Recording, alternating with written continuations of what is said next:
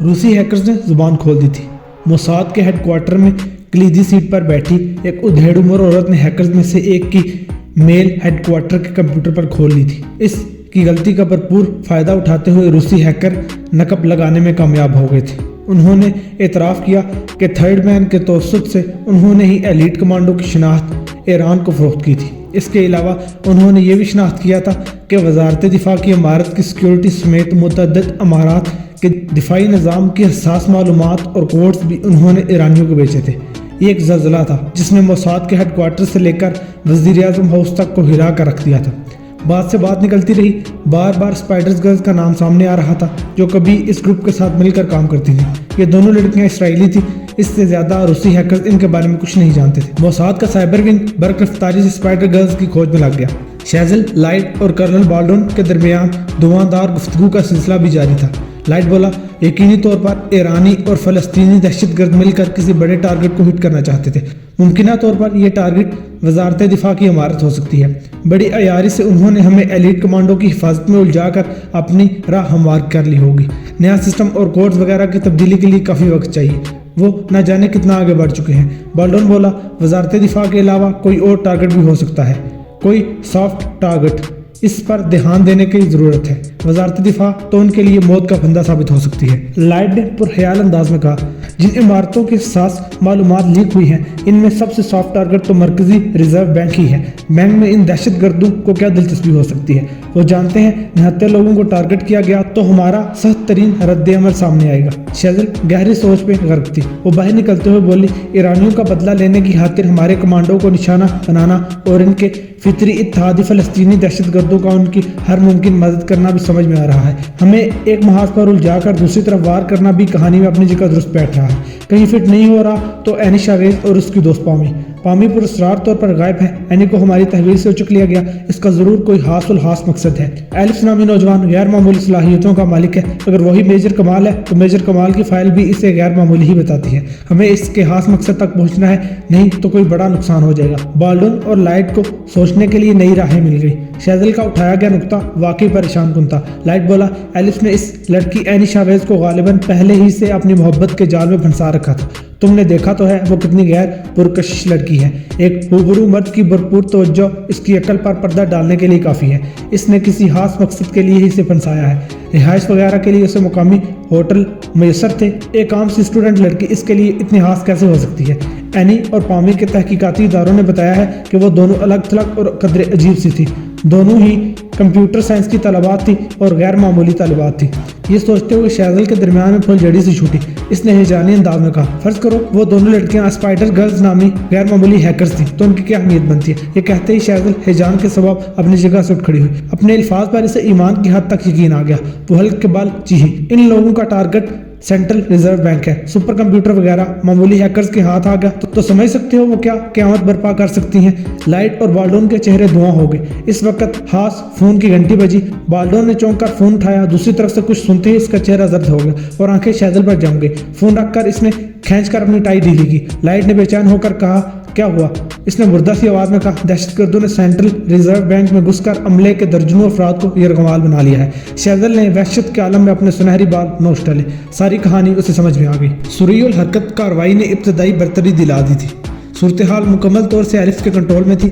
Bank کے 2 senior عہدیداروں، ان کے فنگر پرنٹس اور آنکھوں کو شناخت کر کے کھلنے والا کنٹرول روم کا فولادی دروازہ ذاکر کے اشارے پر کھل گیا۔ کنٹرول روم دیکھ کر لگتا تھا جیسے ناسا کی کوئی لیبارٹری ہو۔ ذاکر تیزی سے اپنے کام میں مشغول ہو گیا۔ لیلا اور نجیب اینی اور پامی کو ہوش میں لانے میں لگ گئے۔ ذاکر نے بینک کی درجنوں منزلوں پر مشتمل بلڈنگ کے ایک دروازے اور لفٹ لاک کر دی۔ بیرونی حملہ آوروں کے خلاف بینک کی عمارت میں 2 ہیوی مشین گنز اور ایک ملٹی پل راکٹ لانچر کا کنٹرول اب ذاکر کے پاس تھا۔ کئی اسکرینوں پر وہ عمارت کے اندر اور باہر دیکھ سکتا تھا۔ سبھی افراد کے چہروں پر نقاب تھے۔ نجیب کے ساتھیوں نے بینک میں موجود ملازمین کے ہاتھ پشت پر باندھ کر انہیں مرکزی ہال میں ایک جگہ بٹھا دیا تھا۔ ان یرغمالیوں کے چہروں پر سے موت کا خوف زردی بن کر اتر رہا تھا۔ 2 لڑکے ان یرغمالیوں کے پاس تھے، باقیوں نے مختلف جگہوں پر کنٹرول سنبھال لیا تھا۔ ایلف نے اپنے زیر کمان 2 لڑکوں کو بہترین جگہ پوسٹ کر دیا تھا، وہ خود پاور روم کے اندر تھا۔ देखते ही देखते पुलिस और कानून नाफिज करने वाले इदारों की दर्जनों गाड़ियां बैंक के फौलादी गेट के सामने जमा हो गई। नजीब की आंखों में दीवानगी की चमक उभरी। इसने जाकिर से कहा, इन लोगों को जरा ट्रेलर दिखाओ। जाकिर ने इस बात में सर हिलाया। एक गोल हैंडल को इसने दाएं बाएं घुमाते हुए सुर रंग का बटन दबा दिया। हैवी मशीन गन्स समाज शिकन गन गर्ज के साथ सामने मौजूद गाड़ियों पर आहिनो आग बरसाने लगी। बाहर क़यामत का मंजर था। फ़लस्तीनियों को किसी मुमकिन हमले के खौफ से जो सिस्टम मुफ्तिया तौर पर नस्ब किया गया था, वो आज इसराइलियों पर कहर बनकर टूट रहा था। फायरिंग की जोर आवर आवाज़ से यरगमालियों में सरासीमगी फैल गई थी। कई ख़वातीन रोने और चिल्लाने लग गईं। इन पर तैनात लड़कों ने इन्हें डरा धमका कर खामोश कर दिया। जाकिर ने एक और बटन को छेड़ा। हेरा कर देने वाली रोशनी, जोरदार धमाकों ने फौलादी गेट के करीब 2 गाड़ियों के चीथड़े उड़ा दिए। कई जख्मियों और चंद लाशों के साथ थोड़ी ही देर में सभी गाड़ियां वहां से गायब हो चुकी थी। तबाह होने वाली दोनों गाड़ियों के जलते हुए टुकड़े हर तरफ फैले हुए थे। नजीब की उदास आंखों में ये मंजर देखकर नशा सा उतर आया। गासिब दरिंदों की पसपाई सीने में जलती आग के लिए ऑक्सीजन साबित हुई थी। नाक में टपकाई जाने वाली दवा के सबब एनी और पामी जल्द होश में आ गई थी। बदला हुआ मंजर देखकर इनकी आंखों में खौफ आमेज हैरत सिमट आई थी। पामी ने फटी फटी सी आवाज में कहा, हम कहाँ हैं? नजीब ने इत्मीनान से जवाब दिया, central reserve bank of Israel के कंट्रोल रूम में। एनी की आंखें फैल गई। क्या कह रहे हो? अपने साथ साथ हमें भी मरवाओगे? जब तक जिंदा हूँ तुम पर आँच नहीं आने दूंगा। नजीब का मजबूत तर लहजा इसके इरादों का गवाह था। यहाँ से निकलने का फुल प्रूफ मंसूबा है। तुम बेफिक्र होकर काम पर लग जाओ, हमारे पास ज़्यादा टाइम नहीं है। एनी ने इधर उधर देखा। एलिस कहाँ है? वो भी यहीं पर है। मैं पहले इससे मिलना चाहूंगी। नजीब पर तैश आमेज झंझलाहट हमलावर हुई। इसने बमुश्किल खुद को कंट्रोल में रखा। कंट्रोल रूम से बाहर आ गया। थोड़ी देर बाद एलिस अपने असल होलिये में कंट्रोल रूम में था। नजीब ने इसकी गनपट्टी के साथ राइफल की नाल लगा रखी थी। एलिस ने कुछ देर एनी के साथ तसल्ली तशफ़ी की बातें की तो एनी को कुछ डारस बंदी। एलिस बोला, तुम बेफिक्र होकर अपने काम की तरफ ध्यान दो। मैंने इन लोगों का प्लान सुना है। ये वाकई ही यहाँ से हमें बाहिफाजत निकाल कर ले जाएंगे। एनी ने करीब आकर एलिस का हाथ चूमा और फिर सुपर कंप्यूटर के सामने एक गदीली नशिस्त संभाल ली। पॉमिस के बराबर में आ बैठी।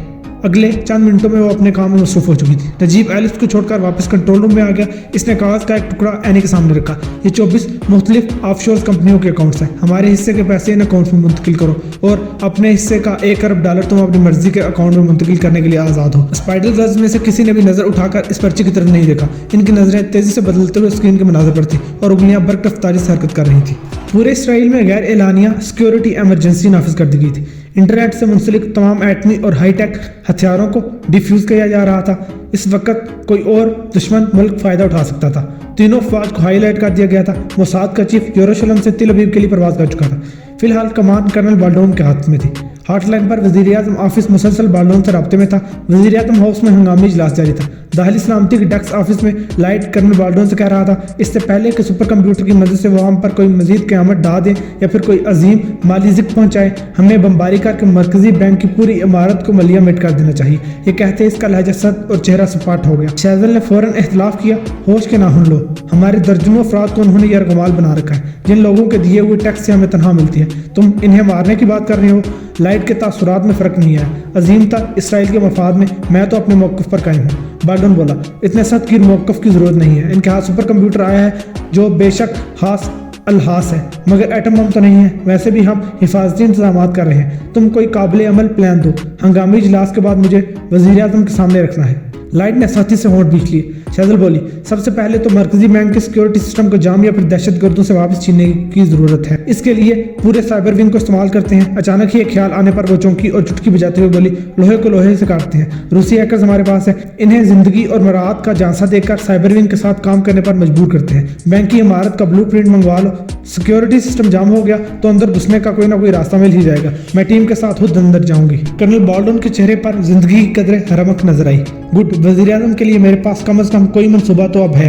इस वक्त स्क्रीन पर एक रिपोर्ट नुमाया हुई। बैंक पर हमले के बाद फौरन शहज़ल ने लाइट से चंद सिफारिशात तलब की थी। ये उनका जवाब था। बैंक को बिजली की सप्लाई मुअत्तल करने के मुतालिक जवाब आया था कि इसका कोई फायदा नहीं था। बैंक के स्टैंड बाई पावरफुल जनरेटर्स 2 दिन तक बिला तातुल पावर सप्लाई बहाल रख सकते थे। इंटरनेट सर्विस मुअत्तल करने के मुतालिक जवाब आया था कि इसका भी कोई फायदा नहीं था। बैंक को इंटरनेट बराह रास्त मसनूई सियारे से मिल रही है और इस मसनूई सियारे को भी बैंक के सुपर कंप्यूटर से ही कंट्रोल किया जा सकता था। शहज़ल ने दिल ही दिल में एतराफ़ कर लिया कि एलिस का होमवर्क मुकम्मल था। इसकी सलाहियतों ने शहज़ल को मुतासिर किया। इसका सामना करने की ख्वाहिश शिद्दत से सर उबार रही थी। शेजल बोली, हमारा टारगेट बैंक में घुसकर पावर रूम को उड़ाना है, तुम लोग काम पर लग जाओ, मैं छापामार टीम को तैयार करती हूँ। 3 गाड़ियों में दहशतगर्द कितने बंदे लेकर आए होंगे? इनकी तादाद 10-15 के दरमियान होगी, इन्हें काबू करना कोई मुश्किल नहीं होगा। वहाँ हमारे लिए कोई मुश्किल खड़ी कर सकता है तो सिर्फ एलिफ नामी कातिल। कंट्रोल रूम में फोन की घंटी बजी तो नजीब ने फोन उठाया। दूसरी तरफ से एक करख्त मर्दाना आवाज सुनाई दी, मैं तेल अवीव का पुलिस चीफ जेफरी कूपर हूँ, तुम लोग कौन हो और इस बुज़दिलाना कार्रवाई का मकसद क्या है? नजीब मालिकी ने कहा, हमारा ताल्लुक फ़लस्तीनी हुर्रियत पसंद तंजीम अल-अक्सा ब्रिगेड से है। जेफरी कूपर ने फौरन ही तंज़िया अंदाज में कहा, निहत्तों को यरगमाल बनाकर किस मुंह से खुद को हुर्रियत पसंद कह रहे हो? शर्म आनी चाहिए तुम्हें। नजीब ने जहरीले अंदाज में कहा, निहत्ते फ़लस्तीनियों को कत्लेआम करने वाले और नन्हे मुन्ने बच्चों पर गोलियां बरसाने वालों के मुंह से इतनी आला ज़रीफ़ाना बातें सुनकर तुम्हारा मुंह गद्दे की लीद से भरने को दिल चाह रहा है। बकवास ना करो। जेफरी कूपर बिन्ना कर घर जा। नजीब ने कहा, तुम्हारी बकवास ने दिमाग गंवा दिया है, तुम्हें कुछ लाशों का तोहफा देना पड़ेगा। जेफरी कूपर फौरन ढीला पड़ गया, दिमाग को ठंडा रखो, यरगमाली महफूज रहेंगे तो बातचीत का दरवाजा भी खुला रहेगा। बात करनी है तो अपने वजीर दाखिला को बुलाओ, तुम जैसे बेइख्तियार गद्दों से बात करके मैं वक्त ज़ाया नहीं करना चाहता। ये कहकर इसने फोन बंद कर दिया। इसी वक्त जाकिर की आवाज़ उभरी, मुझ पर हमला हुआ है, सिक्योरिटी सिस्टम वापस लेने की कोशिश की जा रही है। यह मुतवक्के था। नजीब ने उसे डेटा रहने के लिए कहा और ये खबर एलिफ को देने के लिए बाहर निकल गया। जाते हुए इसने स्पाइडर गर्ल्स पर नजर डाली जो दुनिया माफिया से बेखबर अपने काम में मसरूफ थी। वज़ीर-ए-आज़म हाउस से होने वाले इजलास में दहशतगर्दों से आखिरी हाथों से निपटने का फैसला हुआ था। इस हवाले से इसराइल की पॉलिसी बेहद वाज़ेह थी। बहुत पहले ही से यह पॉलिसी वज़ा हो चुकी थी कि ऐसे किसी वाक़े की सूरत में दहशतगर्दों के सामने नहीं झुका जाएगा। कर्नल बाल्डोन ने जब अपना मनसूबा वज़ीर-ए-आज़म के सामने रखा तो इसने इस मनसूबे को पसंदीदगी की सनद अता कर दी। यरगमालियों की ज़िंदगी का रिस्क तो लेना ही था। अलबत्ता वज़ीर-ए-आज़म ने हदायत की कि दहशतगर्दों के साथ मुज़ाकरात का खेल जरूर खेला जाएगा और इन्हें उलझाकर इन पर हमला किया जाएगा। दूसरी तरफ साइबर विंग की टीम रूसी हैकर्स के साथ मिलकर बैंक सिक्योरिटी सिस्टम को जाम करने की भरपूर कोशिश कर रही थी। शेजल ने अपनी टीम मुंतखब कर ली थी। इस समेत 6 अफराद थे जो हमा किस्म के कील कांटे से लेस थे। बैंक की इमारत के ब्लूप्रिंट पर काफ़ी गौर होश के बाद शेजल ने मनसूबा तरतीब दे दिया। इमारत की छत से एक हवा की निकासी का 2 हैकल पाइप पूरी बिल्डिंग का अहाता किए हुए था। इस पाइप के जरिए अंदर दाखिल होने का फैसला हुआ। अब देर थी तो सिर्फ सिक्योरिटी सिस्टम को वापस लेना या फिर जाम करने की। इस तरह की कार्रवाइयों के लिए खसूसी तौर पर डिज़ाइन किया गया हेलीकॉप्टर और टीम मुकम्मल तौर से तैयार थे। इनका हदफ पावर रूम को उड़ाना था। पावर रूम के तबाह होते ही बैंक को ग्रिड से मिलने वाली बरकी रो की फराहमी रोक दी जाती। जाकिर के चेहरे पर वहशत नुमाया थी। इस पर कई सिमतों से हमला हो रहा था। इस मौका पर इसे एनी और पामी की मदद की जरूरत थी, मगर वो अपने काम में मसरूफ थी और इन्हें जैसे खुद का भी होश नहीं रहा था। रफ्ता रफ्ता कंट्रोल रूम जाकिर के हाथ से निकलने लगा। पहले सब स्क्रीनें ऑफ हो गई जिन पर बिल्डिंग के मुख्तलिफ हिस्से नजर आ रहे थे। इसने चिल्ला कर कहा, जो करना है जल्दी करो, कंट्रोल मेरे हाथ से निकल रहा है। एनी और पामी की उंगलियां और तेजी से चलने लगी। दोनों के चेहरों पर पुरमसरत हैजानी कैफियत नुमाया थी। वो कामयाबी के बेहद करीब पहुंच चुकी थी। नजीब तेजी से जाकिर की तरफ आया। इस वक्त तक बाकी मानदा स्क्रीन भी ऑफ हो गई थी। बाकी कोई सिस्टम काम नहीं कर रहे थे। जाकिर ने झंझलाकर मेज पर हाथ मारा। नजीब बोला, कोई बात नहीं, हम इनको देख लेंगे, तुम दूसरे काम की तरफ आ जाओ। जाकिर अपनी नशिस्त छोड़कर एनी वगैरह के करीब बैठ गया। चंद ही लम्हों में इसकी आंखों में भी चमक आ गई। मंजिल चंद ही कदम के फासले पर थी। थोड़ी देर बाद पामे की पुरमसरत बेकारी गूंजी। हमने कर दिखाया, रकम मुंतकिल होना शुरू हो गई है। नजीब का चेहरा पुरमसरत आबशार की तरह ठाठे मारने लगा। वो भी करीब झुकाया। एक ड्रग माफिया के डॉन की सारी जिंदगी की हराम की कमाई जो उसने अचानक मौत के बाद स्विस बैंक में बरसों से लावारिस पड़ी हुई थी, तेजी के साथ मुख्तलिफ अकाउंट्स में ट्रांसफर हो रही थी। एनी और पामी ने भी पहले से तैयारी कर रखी थी। इसके हिस्से के डॉलर्स उन्होंने भी मुंतकिल करना शुरू कर दिए थे। नजीब ने बाहर आकर अपने साथियों और एलिफ्स को यह बड़ी खुशखबरी सुनाई दी। थोड़ी देर के लिए वहाँ जश्न का समा बर्पा हो गया था। इसके बाद नजीब ने एलिफ्स को बताया कि बैंक का सिक्योरिटी निज़ाम इनके हाथ से निकल गया है, तो एलिफ्स के होंठों पर इसकी मखसूस मुस्कुराहट दौड़ गई। जाकिर से पूछकर बताओ कि सिक्योरिटी सिस्टम जाम हुआ है या दुश्मनों के कंट्रोल में है। नजीब कंट्रोल रूम में वापस आया तो उसे देखते ही एनी बोली, अब यहाँ से निकलने की करो, प्लान क्या है? नजीब ने तेजी से कहा, बताता हूँ। जाकिर से मुकालमे के बाद दोबारा एलिफ्स के पास आया। आखिरी लम्हों में जाकिर से जो हो सका इसने कर दिया है। सिस्टम जाम है, हमारे साथ दुश्मनों के काम भी नहीं आ रहा है। एलिफ्स ने इस बात पे सर हिलाया। तुम खुदा का नाम लेकर आखिरी मरहला शुरू कर दो, बाहर का सब मैं देख लूंगा। आखिरी मरहले का सोचकर नजीब के माथे पर पसीना आ गया। एलिफ्स ने बेऐब प्लान बनाया था और इस पर कामयाबी से अमल पैरा भी था। वो मरकजी बैंक की इमारत से बखूबी वाकिफ था। ऐसे में वो इमारत में दाखिले के सबसे खुफिया और आसान जरिए को कैसे नजरअंदाज कर सकता था। इसने कागज का एक टुकड़ा और एक मेज पर खड़े होकर इस जाली के साथ लगाया जहां से इमारत की हवा बाहर निकली थी।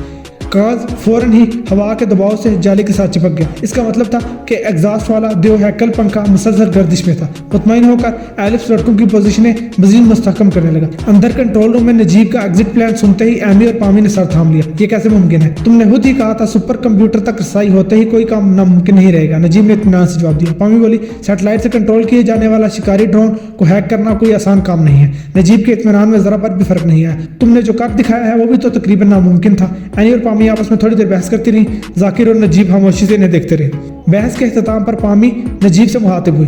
ये कई घंटों का काम है, इसके बाद भी कामयाबी के चांसेस 25% से ज्यादा नहीं है। तुम्हारे साथी हमारी फील्ड का है, बेशक इससे राय ले लो।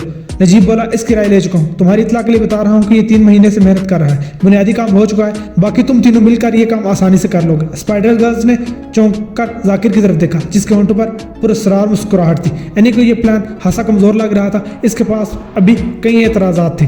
ये कैसे मुमकिन है कि शिकारी ड्रोन फिजा में भी हो और वो बंकर शिकन मिसाइल से भी लेस हो? इस दफा नजीब ने कदरे सख्त अंदाज में कहा, तुम्हें पता है कि हम लोग काफी अरसे से इस मिशन पर काम कर रहे हैं। हर पहलू हमारी नजर में है। थोड़ी देर बाद ओजांग के एयर बेस से एक शिकारी ड्रोन उड़ान भरने वाला है। वो एक खास मिशन पर है और मतलूबा मिसाइल से भी लेस होगा। इस दफा पामी ने एतराज उठाया, तुमने बेशक एक शानदार मंसूबा बनाया है और इस पर अमल भी किया है, मगर मुझे एग्जिट प्लान में हासी हामियां नजर आ रही हैं। बंकर शिकन मिसाइल से बैंक के अकबी हिस्से को तुम्हारा उड़ाने का प्लान है, जिसके बाद हम साथ वाली बिल्डिंग में दाखिल होंगे और फिर वहां से सीवरेज के गैर इस्तेमाल शुदा पाइप के जरिए वहां से निकल जाएंगे, जहां तुम्हारी टीम के बाकी अरकान हमें हिफाजत से निकाल कर ले जाएंगे। मगर यह भी तो हो सकता है कि बंकर शिकन मिसाइल के हमले के बाद इमारत ही बैठ जाए और हम जिंदा दफन हो जाए। नजीब ने कहा, बिल्कुल हो सकता है, मगर इतना रिस्क तो बनता है। साथ ही इसने हाथ पर हाथ मारा। शाबाश, अब जल्दी से काम पर लग जाओ, हमारे पास वक्त कम है। एनी ने गहरा सांस लिया। तुम्हारे एग्जिट प्लान में खुदकुशी के सिवा कुछ नहीं है। मुझे यकीन है कि शिकारी ड्रोन हैक होते ही इसे मार गिराया जाएगा। तुम मायूसी का शिकार हो। किसी के कुछ सोचने से पहले ही ड्रोन अपना काम कर दिखाएगा।